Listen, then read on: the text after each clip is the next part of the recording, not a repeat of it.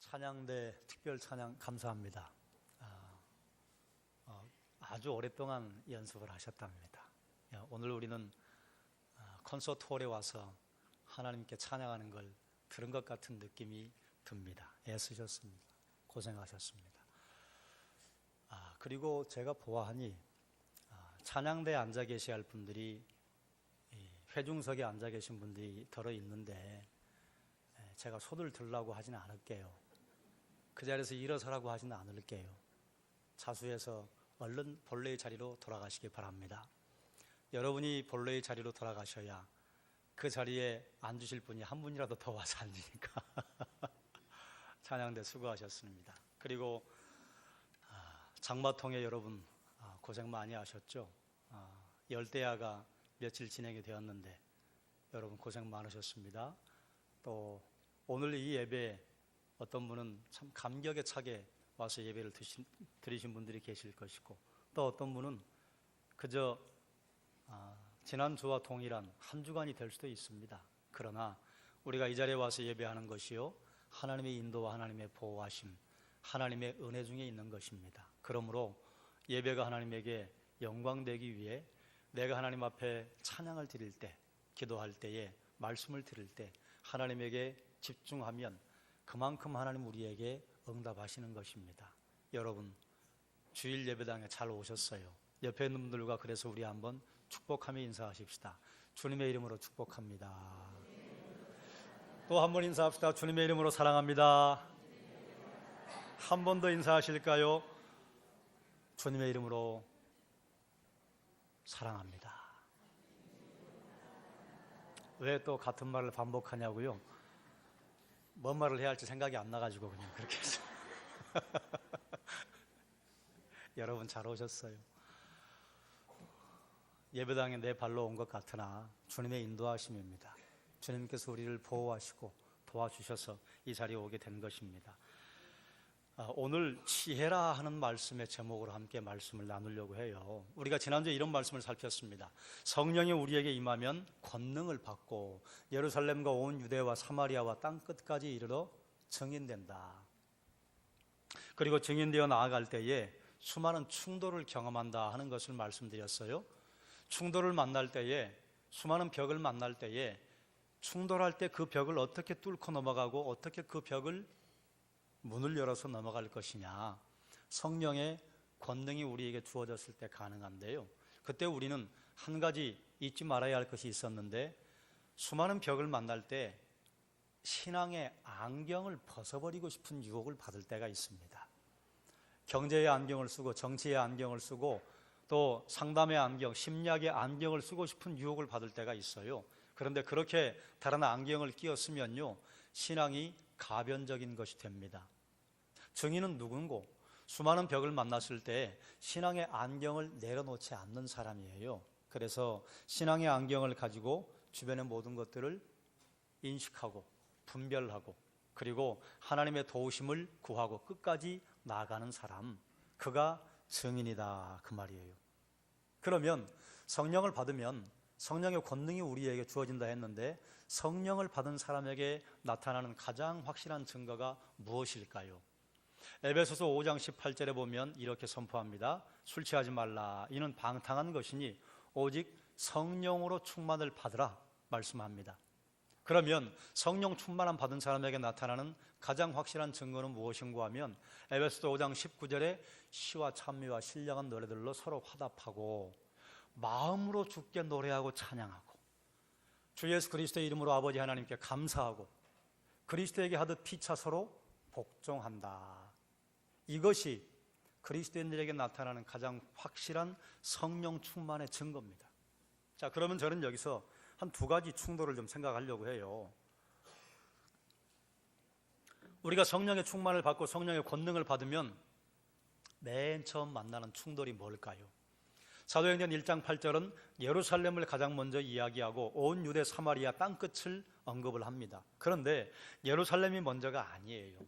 그 사이에 끼어 있는 게 있습니다. 무엇인가 하면 가장 먼저 만나는 충돌은요, 자기 자신입니다.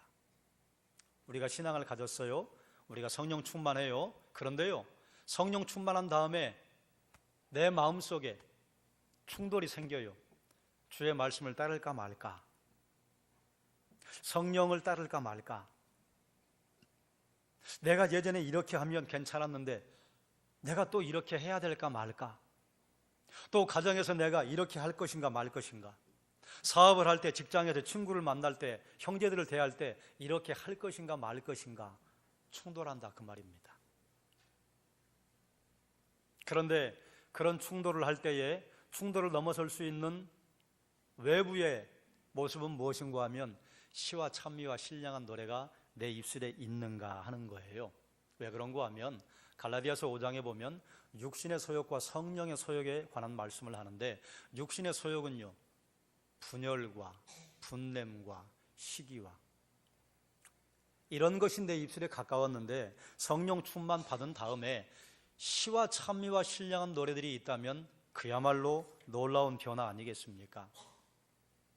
육신의 소욕을 따르는 사람은요, 투기와 술 취함과 방탕함이 내 행실에서 더 가깝게 드러났는데, 예수 그리스도의 이름으로 아버지 하나님께 감사가 입에서 먼저 나온다면 그야말로 확실한 변화지요. 그리고 육신의 소욕을 따르던 그 시절에는요, 내가 다른 사람들에게 대접을 받고 싶은 게 먼저였고, 다른 사람들이 나를 알아주지 않는 게 서운한 일이었고, 그리고 다른 사람들에게 인정을 받고 싶은 마음이 내게 주된 욕망이었는데, 다른 사람의 형편을 이해해주고 다른 사람들을 그리스도에게 대하듯이 피차 복종하는 일이 생긴다면 그야말로 놀라운 변화가 아니겠습니까? 놀라운 변화죠. 성령 충만을 받은 성도가 그 다음에 만나는 벽, 그 다음 충돌이 어디에서 일어나는가?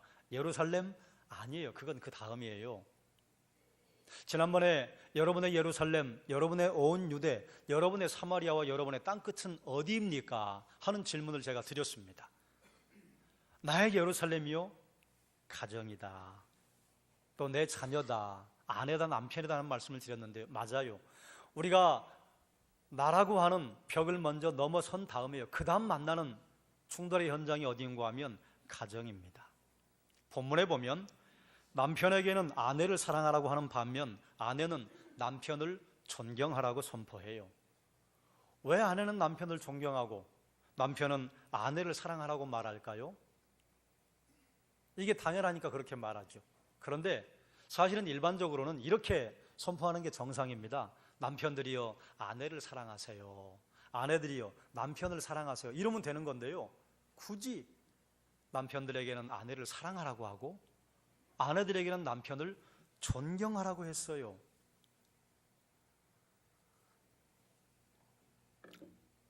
남편과 아내의 차이를 인정하는 것, 그리고 또 더 넘어서서 남성과 여성의 차이를 인식하는 것, 이것은 또 확장됩니다. 하나님이 내게 주신 자녀지만 아들이요, 남자예요. 딸이요, 여자예요. 이것을 인식하고 가정에서 자녀들을 대한다면요, 그러면 지혜로운 아버지, 지혜로운 어머니가 될 수 있습니다. 이것을 무시하고 남편과 아내가 서로 대한다면요, 지혜 없는 부부가 될 가능성이 많이 있고요, 직장이나 학교에서 또 사회에 나가서 사람들을 만날 때에 남성과 여성의 차이를 인식하지 못하고 내 마음에 맞는 대로 다른 사람들에게 교제를 하고 대우를 한다면요, 이런 사람이 될 가능성이 있습니다. 무례한 남자야, 무례한 여자야, 말이 안 통하는 남자야, 말이 통하지 않는 여자야. 대우를 받을 수 있습니다. 왜 남편들에게는 아내를 사랑하라고 하고 아내들에게는 남편을 존경하라고 했을까요? 남편들은요, 아내가 나를 사랑하는 것을 무엇으로 깨닫고 이해하는가 하면 아내가 나를 존경해 줄 때입니다. 아내가 남편을 격려하고 지지해 줄 때 남편은 사랑받고 있다고 느낍니다. 반대로 아내는요, 남편의 그야말로 사랑이 필요해요. 여러분, 아내를 존경의 대상으로 삼으시면 안 됩니다. 물론 그러지 않으실 것이라고 생각을 하고 싶은 마음이 제 마음속에 간절히 일어나지만, 그럼에도 불구하고 아내를 존경하겠다고 하는 남편들을 가끔 봐요. 안 됩니다. 물론 아내가 귀하다고 하는 표현을 존경한다고 하는 말로 하는 것, 그렇게 이해하면 가능하지만 아내는 존경의 대상이 아니고요, 사랑의 대상입니다. 아내는 남편에게 사랑을 받을 때 행복해요. 남편이 아내를 존경한다고, 나는 우리 아내를 정말로 존경해요, 우리 아내는 정말로 능력이 뛰어나요, 이렇게 남편이 말하기 시작한다면 아내는요, 그 마음에 허허로운 바람이 들기 시작할 가능성이 있습니다. 남성과 여성이, 남편과 아내가 사랑한다고 하는 표현을 바꿔야 할 필요가 있다, 그 말입니다. 그런데 여기에 우리에게 좀 필요한 지혜가 하나 더 있어요. 남자와 여자의 시각 차이가 있다. 이것은 제가 여러 차례 말씀드렸잖아요. 그래서 이 말씀을 드릴 때마다 제가 써먹었던 이야기가 남성과 여성의 시각의 각도가 어느 정도인가 하는 예를 가끔 들었잖아요. 남자는 원시한적이에요. 그리고 여자는 근시한적이에요. 했던 이야기니까 그건 건너뛰고요. 남자는 이상이나 목표, 10년 뒤의 계획, 이런 것들을 생각을 합니다. 그런데 여성은요, 가까운 곳을 봐요. 그리고 가까운 곳을 챙겨요. 자녀들의 미래 이상 비전은요, 아버지가 함께 나눌 때 자녀들의 꿈을 구체적으로 만들어줄 수 있습니다. 그런데 남편은요, 남자는 가까운 데 있는 것을 잘 보지 못하는 단점이 있습니다. 그래서 이런 일이 벌어지는 거예요. 당장 자녀들에게 무엇이 필요한지, 집안에 무엇이 필요한지 잘 보지 못하는 경향이 있습니다. 그럼 이건 누가 도와주셔야 되느냐? 아내가 도와주면 되는 것입니다. 아내의 몫이에요. 여자의 몫이에요. 가끔 신방하다 보면 이런 소리를 듣고, 또 책을 보거나 아니면 TV에 나오는 프로그램들을 보면 이런 이야기를 가끔 들어요. 우리 남편은 자꾸 일을 저지른대요. 일만 저지른다고 그래요. 아니에요. 남편이요, 일을 만드는 겁니다. 그런데 아내가 볼 때는 저지르는 거예요. 왜 저지른다고 생각하는 줄 아십니까? 뒷수습이 안 되니까 저지른다고 하는 거예요. 남편이 일은 막 만들어요. 그런데 만들었는데 용두삼이에요. 그러면 그걸 하나님이 왜 아내를 함께 살게 해주셨는가 하면, 그거 아내가 도와주라고 하나님께서 가정에 함께 살도록 하신 것입니다. 왜요? 가까운 곳은 아내가 잘 보이니까요. 그래서 남편들에게는 또한 지혜가 필요합니다. 큰 일을 벌려요. 아내 입장에서는 일을 자꾸 저질러요.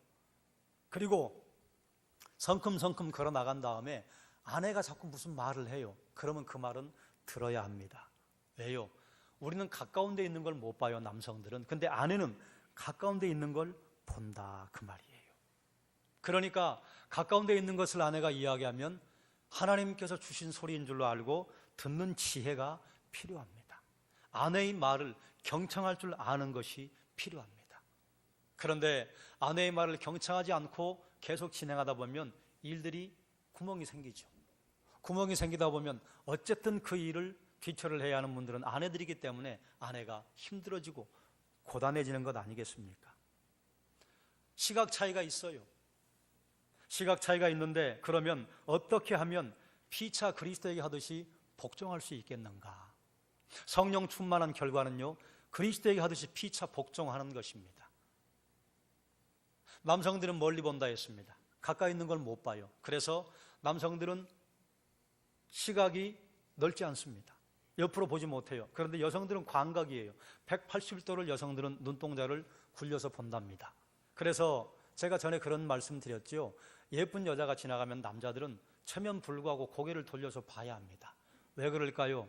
예쁘니까요. 왜 그럴까요? 눈알이 안 돌아가니까요. 그러면 남성들이 성적으로 못돼서 그러냐, 늑대니까 그러냐? 아니에요. 멋진 남성이 지나가면 아내들은 결코 고개를 돌려서 보는 일이 없잖아요. 그러면 안 봤어요? 아니요, 다 봤어요. 눈동자를 180도를 돌려서 남성이 고개를 돌려야 할 그 시각을 여성은 눈알 돌려 다 봤다, 그 말입니다. 그러니 여성이 성적으로 관심이 좀 덜하고 그런 게 아니라 그 말이죠. 차이입니다. 하나님이 다르게 만드셨어요. 자, 그러면 남성들은 아름다운 광경, 예쁜 여자를 볼 때만 고개를 돌리지 말고 집안일을 볼 때도 고개를 좀 돌려야 할 필요가 있습니다. 그래야 보여요. 그리고 아내는 남편의 사랑이 필요합니다. 아내가 남편을 돕겠다고 옆에서 이런저런 이야기를 할 때 남편들의 생각을 좀 바꿔야 할 필요가 있습니다. 남편을 무시하는 것이 아니라 남편을 돕기 위해 그러는구나.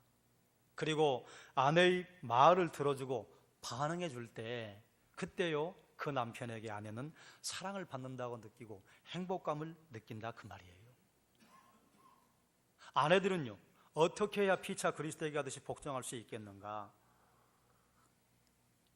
집안 청소를 부탁을 할 때 집안 청소를 좀 해주세요, 집안일을 좀 도와주세요, 그러면요, 아내들의 마음에 흡족한 일은 결코 없을 겁니다. 왜 그런가 하면 아내가 집안 청소를 해달라고 그랬는데 아내가 나간 다음에 집안을 휙 둘러봤더니 너무 깨끗해요. 청소할 게 하나도 없어요. 그래서 청소를 안 했지 뭡니까? 그런데 아내가 와서 보니까 양말도 의자 밑에 처박혀 있고, 그리고 아까 벗어둔 팬티도 쓰레기통 옆에 그대로 놓아져 있고 안 보여요. 그래서 남편들에게 부탁을 할 때는, 여보, 양말과 속옷은 세탁기에 넣어주시고 안방은 청소기를 좀 돌려주시고, 그리고 부엌에 있는 저 음식물 쓰레기는 문 밖에다가 버려주세요. 그러면 거의 대개 남편들이 문 밖에 그냥 버려둡니다. 그러니까 저 앞에 쓰레기장 그 옆에다가 버려주세요 라고 부탁을 해야 아내의 마음에 흡족할 만큼 청소가 될 수가 있습니다. 물론 이것은 모든 남성과 여성에게 절대적인 건 아닙니다. 어떤 남성은 주변을 잘 보는 분들이 있어요. 또 어떤 여성은 대단히 멀리 볼 수 있는 원시한적인 능력이 있는, 리더십이 있는 분들이 있습니다. 그런데 일반적으로 남성과 여성은 그런 차이가 있다, 그 말이에요. 남성과 여성은요, 가치관의 차이가 있대요. 가치관의 차이를 알고 인정하지 못하면요, 가정에서 지혜롭지 못한 일들이 벌어집니다. 지혜롭지 못한 일들이 생겨요. 남자는 목표 지향적이고 성공과 성취에 관심을 둡니다. 이게 가치예요. 그래서 쇼핑을 할 때도 남성들은 늘 목표 지점을 세웁니다. 쇼핑을 하러 이마트에 갈 때 남성들의 목적지가 어딘 줄 아세요? 계산대입니다. 그래서 계산대까지 최단시간, 최단거리를 미리 계산합니다. 그래서 찍고 가면, 그럼 나는 오늘 쇼핑을 성공적으로 끝냈어, 이렇게 생각해요. 그래서 카트를 밀고 뒤에 쫓아가요. 그런데 앞불싸 앞에 가시던 사모님이 우향우를 해버렸어요. 그래서 마음속에 왜 저럴까 하는 마음이 생겨요. 그래도 곧 좌양자 하겠지. 그랬더니 웬걸 또다시 우양우를 해버려요. 그럼 뭐예요? 뒤로 돌아가 버리는 거예요. 그러면 그때부터 이제 남성들은 다시 내비게이션을 작동을 시켜야 합니다. 여기서 최단거리를 어떻게 해야 할까? 그래서 열심히 생각하고 있는데 또다시 아내가 뒤로 계속해서 가버립니다. 그러면 남편들은 기절하기 시작합니다. 여러분들은 안 그러시죠? 저는 이렇게 앞에서 설교를 해도 제 아내를 쫓아가면 늘 제 마음속에 하나님께 기도합니다. 하나님, 오늘은 아내가 가는 대로 잘 따라가게 해주세요. 화내지 않게 해주세요. 저 갈 때마다 기도해요. 그런데요, 갈 때마다 얼굴이 굳어요.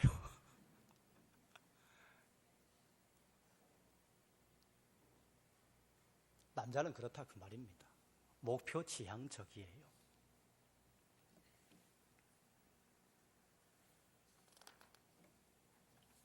성공과 성취에 가치를 두기 때문에요, 남편들은 아들과 게임을 할 때도 결코 져주는 일이 없습니다.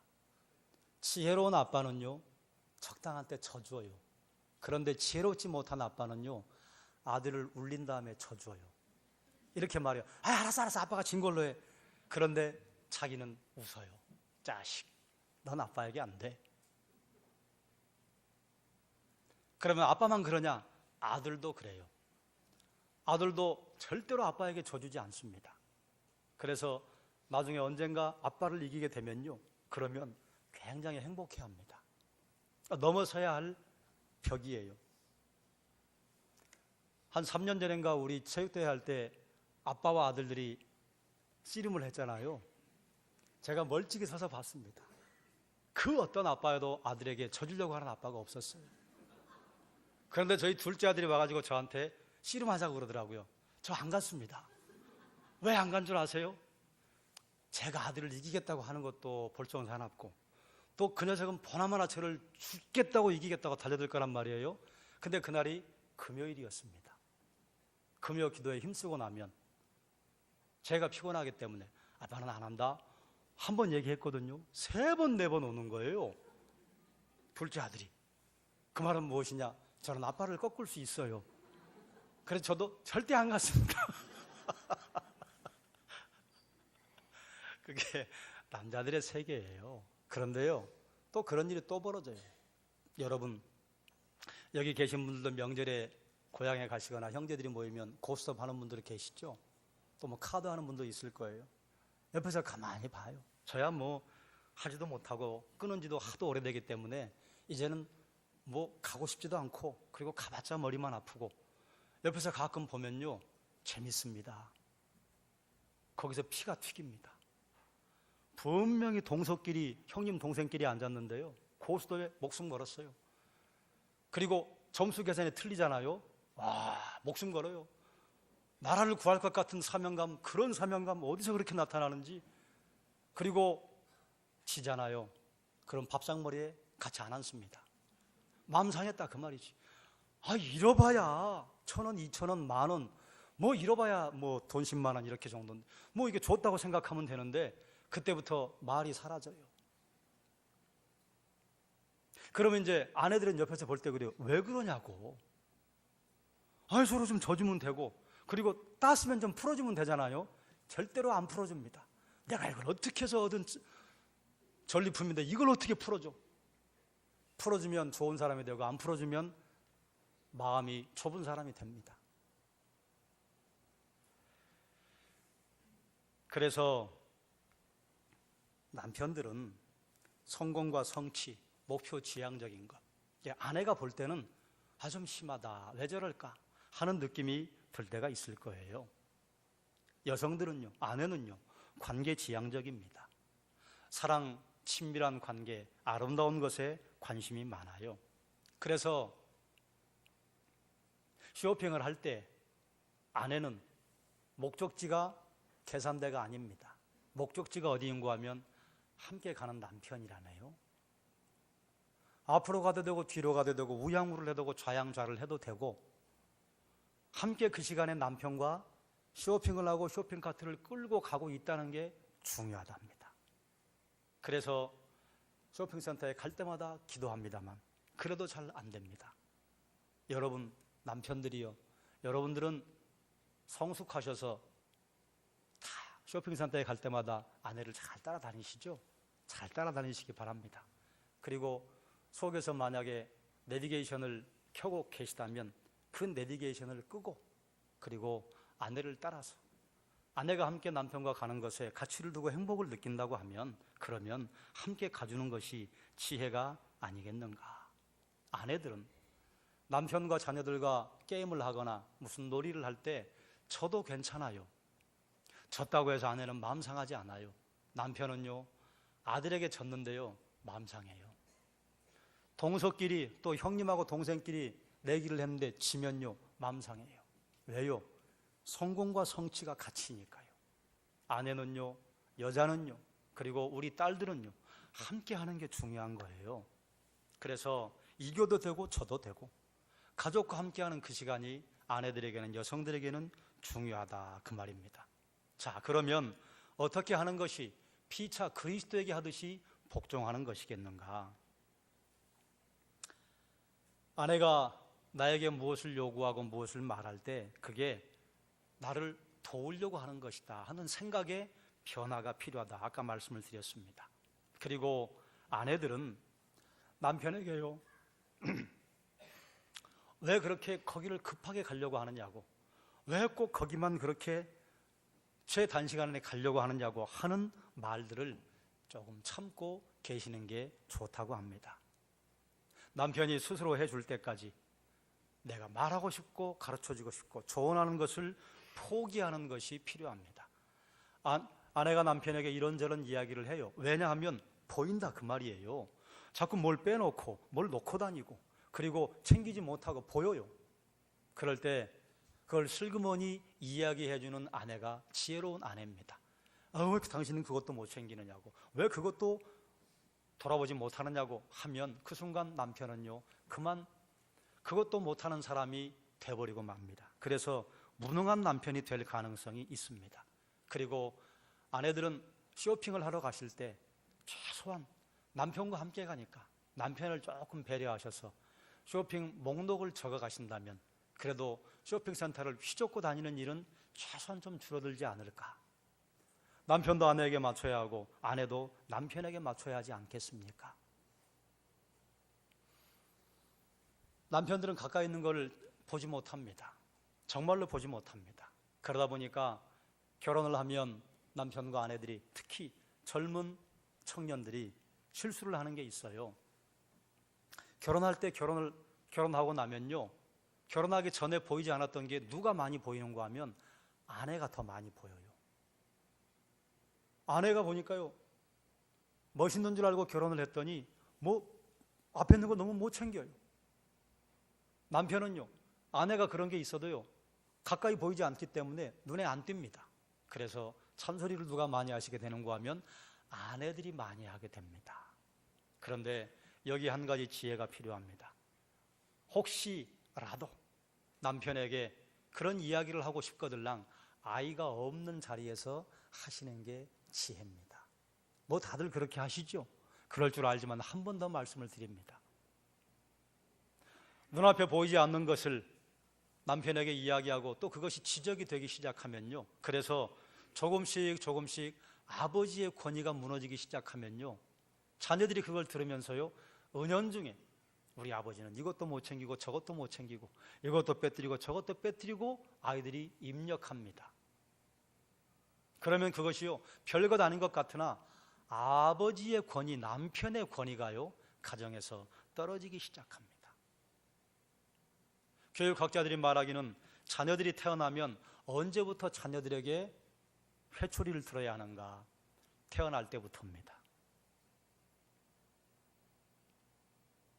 사소한 실수를 할 때 아이를 때릴 게 뭐가 있어요? 이렇게 생각해요. 맞아요. 아이를 때릴 게 뭐가 있어요? 그리고 아이를 어떻게 때려요? 그러나 조그만 잘못에 아이들이 잘못을 하면 아이들 수준의 조그만 회초리, 빨대가 될 수도 있고 나무젓가락이 될 수도 있고, 이것은 안 된다, 가르쳐줘야 해요.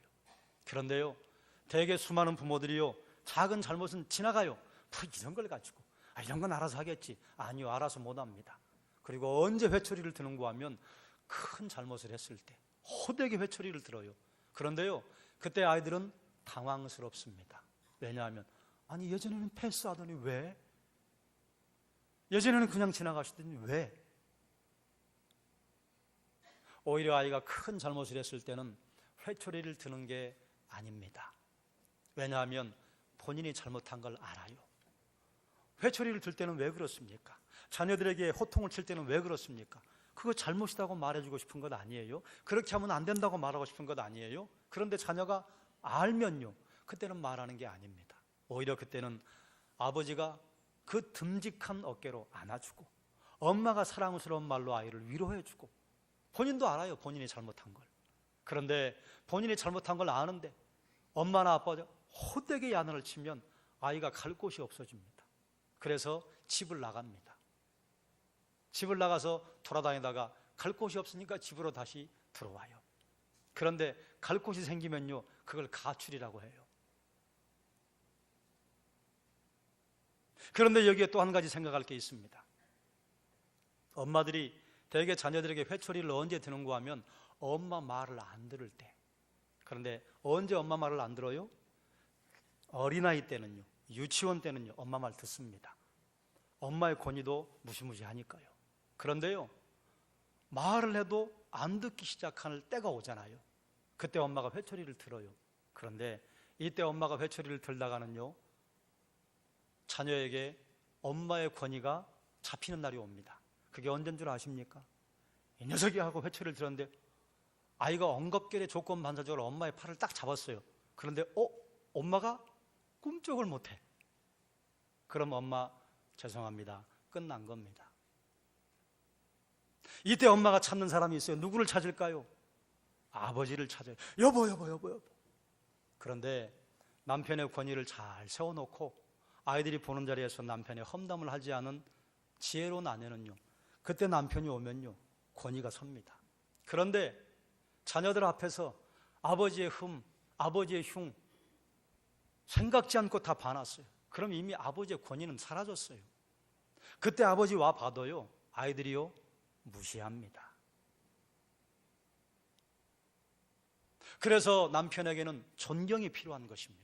아내에게는 사랑이 필요한 것입니다. 그때 아내의 권위는 누가 세워져요? 아버지가 세워주는 거예요. 너희들 엄마한테 그러면 안 된다.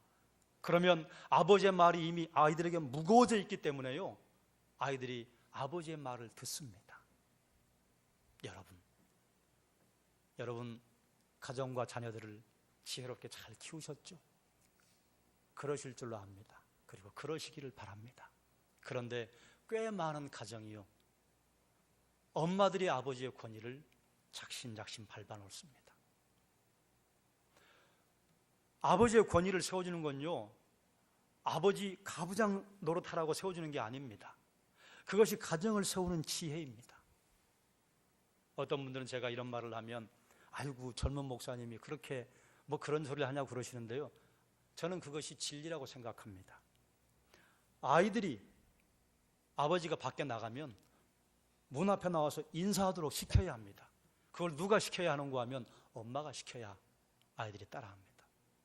엄마가 세워주는 것입니다. 아버지가 밖에서 들어오시면 아빠 들어오셨다 인사해라, 엄마가 시켜야 합니다. 집에 좋은 음식이 있으면 아이들 먼저 안 됩니다. 아버지 것이다, 그건 건드리면 안 된다. 아버지 들어오시면 먹자라고 이야기해야 됩니다. 그게요, 존경하는 것입니다. 그러면 아이들은요, 좋은 음식이 오면 아버지 먼저로구나. 좋은 곳이 오면 아버지 먼저로구나. 들어오고 나갈 때 아버지에게 보고해야 되는구나. 그러면요, 엄마에게도 합니다.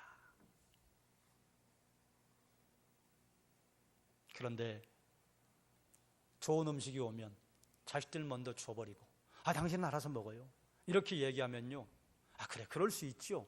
남편과 아내와 두 사람만 산다면 그럴 수 있죠. 얼마든지 그래도 되죠. 그런데 자녀들이 있는 데서는요, 그러면 안 됩니다. 왜 그런 줄 아세요? 성경은 이렇게 말하잖아요. 조금 앞절에만 봐도 사람이 부모를 떠나 그의 아내와 합하여 그 둘이 한 육체가 된다. 남편과 아내는 한 몸이에요. 어머니와 아버지는 한 몸이에요. 자녀들이 이런 영적인 진리를 몰라도 엄마와 아버지는 한 몸입니다. 아버지의 권위가 떨어지고 아버지가 무시당하면요, 어머니의 권위 떨어지고 어머니 무시당할 날 곧 다가옵니다. 이게 지혜입니다. 지혜는 멀리 있는 것이 아닙니다. 지혜는요, 가까운 데 있는 거예요. 시와 찬미와 신령한 노래로 내가 화답하는 것, 이게 지혜입니다. 가정에서 남편은 아내를 사랑하고 아내는 남편을 존경하는 것이요, 이게 지혜입니다. 마태복음 10장 16절에 보면 보라, 내가 너희를 보냄이 양을 이리 가운데로 보냄과 같도다. 그러므로 너희는 뱀같이 지혜롭고 비둘기같이 순결하라. 이것은 주님께서 제자들을 파송하시면서 하신 말씀이에요. 그런데요, 이러한 삶의 지혜가 가정에도 필요하고 우리의 삶에도 필요합니다. 때로는 뱀처럼 지혜로워야 해요. 때로는 비둘기처럼 순결해야 합니다. 그 지혜가 가정에 있어야 되는데 그 지혜는 무엇이냐? 남성과 여성이 차이가 있다. 아내와 남편이 차이가 있다. 그러면 이제 이 말씀을 들을 때 또 여기 홀로 사시는 분들도 계시고 이미 배우자를 먼저 보내신 분도 계시고 아직 결혼하지 않은 분들도 계시는데, 그럼 우리는요, 여러분, 이게 꼭 가정에만 해당되는 말씀이 아니올시다. 남편과 아내, 남자와 여자, 아들이요, 제가 아까 남자라고 얘기했죠. 딸이요, 여자입니다. 남자아이와 여자아이의 차이점을 지혜로운 부모는 구분해서 잘 가르치셔요. 그런데 지혜롭지 못한 부모님은요, 이게 똑같이 가르쳐 버려요. 그러면 남자아이는 어머니에게요, 어머니를 사랑하지만 마음속에 부담이 생길 수가 있습니다. 왜 그런가 하면 남편에게 하듯 아들에게 하면요, 왜 너는 이것도 못 챙기니? 너는 왜 그걸 이것저것 빼뜨리고 다니니?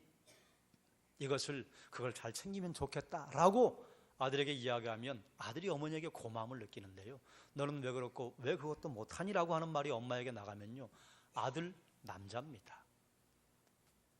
어머니에게 무능한 아이가 돼갑니다. 딸아이는요, 사랑이 필요하죠. 관심이 필요해요. 아버지가 딸아이에게는 아내에게 하듯이 사랑의 대상으로, 관심의 대상으로 대하면, 그러면 딸아이에게 무례하지 않은 아버지, 남성과 여성의 차이를 알고 아들에게 대한다면 엄마가 아들에게 무례하지 않은 엄마. 그래서 에베소서 앞에 5장에서는 이렇게 말하잖아요. 아비들아, 너희 자녀를 노엽게 하지 말고 오직 주의 교훈과 훈계로 양육하라. 주의 교훈과 훈계로 양육한다고 하는 것이요, 말씀으로 양육하는 의미도 있지만은요, 남성과 여성의 차이가 분명히 있고 성경에서는 그 흔적들을 여기저기 남겨놓습니다. 이것이 꼭 가정에만 해당될까요? 아닙니다.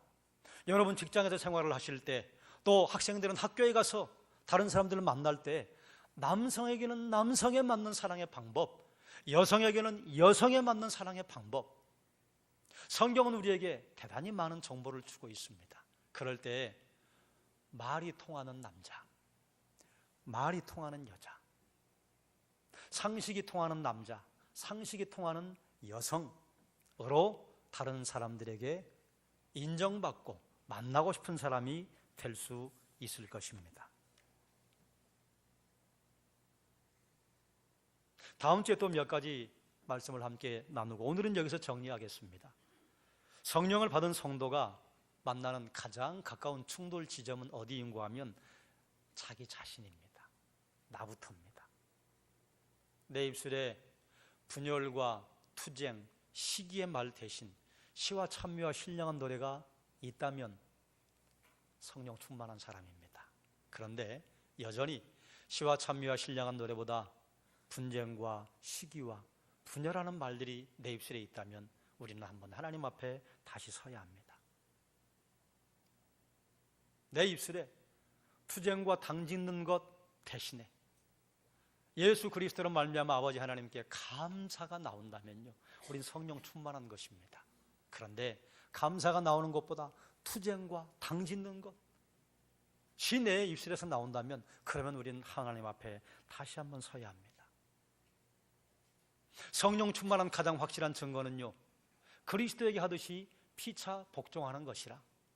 그래서 에베소서 5장 18절, 19절, 20절, 21절까지 그리스도에게 피차 복종한다고 하면서 바로 나오는 말씀이 남편들아 라고 나옵니다. 아내들아 라고 나옵니다.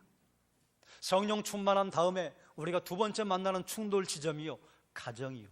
거기가 나의 예루살렘 아닙니까? 남자의 여자의 차이를 알고 남편과 아내의 차이를 알고 사랑하는 것이 지혜입니다. 남성과 여성의, 남편과 아내의 차이를 인식할 때 가정 천국을 이룰 수 있을 것입니다. 노력이 필요한 것입니다. 결혼했더니 그냥 거기가 천국 되었다, 그리고 우리가 10년, 20년, 30년 살았으니 가정 천국이 그냥 이루어진다, 아시잖아요. 그런 일은 없지 않습니까? 남편은 남편대로 노력하고 아버지는 아버지대로 노력하고 아내는 아내대로, 엄마는 엄마대로, 또 딸은 딸대로, 아들은 아들대로 피차라고 그랬으니까요. 어느 한쪽만 노력을 하면요, 탈진해서 그만 쓰러져 버리고 맙니다. 어머님만 노력하시면요, 엄마 탈진합니다. 엄마 쓰러지면 큰일 납니다. 아버지만 노력하면요, 아버지 탈진합니다. 아버지 쓰러져도 큰일 납니다. 누구 하나 쓰러져서 문제가 안 되는 사람이 없어요. 아들이 쓰러져도 문제돼요. 딸이 쓰러져도 문제돼요. 남성은 원시한적이고 여성은 근시한적입니다. 장점과 단점이 서로 달라요. 남성과 여성은 가치관의 차이가 있습니다. 남성은 목표 지향적이고 성공과 성취에 관심을 두고 유능하다고 인정을 받을 때 그때 행복합니다. 여성은 관계 지향적이고 사랑과 친밀, 그리고 대화, 이런 것들에 가치를 둔다, 그 말이에요. 차이를 인식하고 인정할 때에 그리스도에게 하듯이 피차 복종할 수 있는 것입니다. 그게 지혜지요. 서로의 차이를 인정하고 서로의 차이를 인식할 때 그때 아름다운 가정 만들어갈 수 있습니다. 이것은 가정에만 해당되는 게 아니에요. 여러분이 만나는 사람들, 여러분이 속한 직장 공동체, 아니면 여러분이 사업할 때 만나는 사람들과의 관계 속에서 남성과 여성의 차이를 인식하고 대한다면요, 말이 통하는 분, 또 만나고 싶은 분이 될 가능성이 있습니다. 나와 다르기 때문에, 나와 다르다고 하는 것 때문에 상대방을 배려하지 않고 일사천리로 무시하고 지나간다면, 그러면 상하 간에 계층이 만들어져 있거나 아니면 직분의 차이가 있을 때 앞에서 고개를 숙일지는 모르나, 그러나 다음에는요, 되도록이면 피하고 싶은 사람이 되지 않겠습니까? 그건 계층의 문제만이 아닙니다. 부모와 자녀 사이에도 일어나는 일입니다. 아버지가 아들의 차이와 딸의 차이, 어머니가 아들의 차이와 딸의 차이를 인식하고 깨닫지 못하고 그대로 대우를 한다면, 그러면요, 나는 사랑을 한 거예요. 사랑을 한 거예요. 그런데요, 내 아들과 내 딸이 들을 때는요, 아이고 나는 힘들어, 아이고 나는 벅차, 이렇게 해석을 해서 애증의 관계가 되는 사이가 많이 있습니다. 그러므로 사랑하는 여러분, 서로의 차이를 인정하고 아름다운 관계, 아름다운 가정, 이건요, 목장에서도 마찬가지입니다. 교회에서도 마찬가지입니다. 여러분이 가서 서 있는 곳마다 천국을 드러내시기를 주님의 이름으로 축원합니다. 기도하겠습니다. 사랑이 많으신 하나님, 성령 충만한 다음에 우리는 황급하게 땅끝을 봅니다. 그리고 사마리아도 배관시하고 온 유대도